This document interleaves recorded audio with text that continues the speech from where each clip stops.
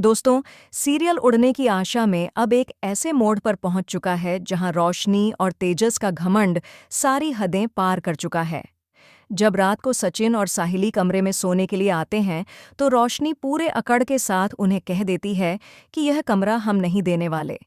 तुम दोनों हॉल में जाकर सो जाओ, क्योंकि तेजस को सुबह जल्दी दुकान खोलनी है और वह अब एक बड़े शोरूम का मालिक है, इसलिए उसे परेशान मत करो। वह कहती है, तुम्हें क्या जरूरत है ऐसे कमरे की?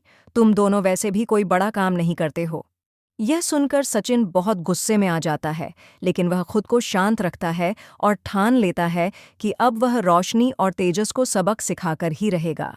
इसलिए वह अपने बाबा प्रेस के पास जाता है और उन्हें सारी बात बताता है कि कैसे रोशनी और तेजस ने अर्जी के फैसले की अवहेलना की है और सायली को धमकी दी है।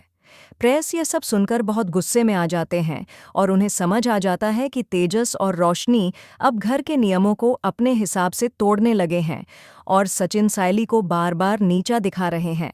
इसलिए प्रेस एक कड़ा फैसला लेते हैं।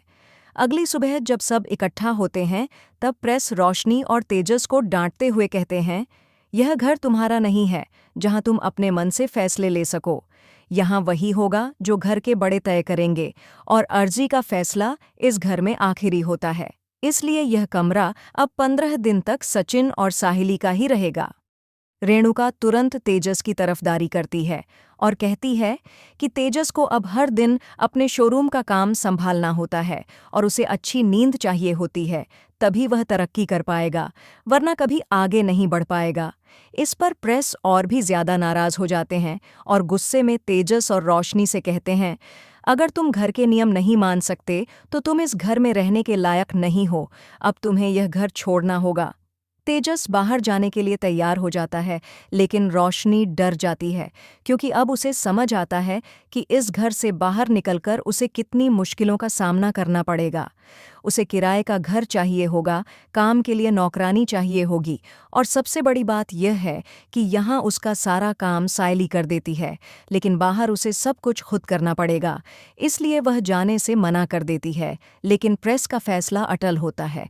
अब देखने वाली बात यह होगी कि क्या रोशनी और तेजस सच में घर छोड़ देंगे या फिर अपनी गलतियों को मानकर माफ़ी मांगेंगे, और क्या सायली फिर भी उनके लिए कुछ अच्छा सोच पाएगी या नहीं। जानने के लिए जुड़े रहिए हमारे साथ। अगर आपको यह कहानी पसंद आई हो तो चैनल को सब्सक्राइब ज़रूर करें।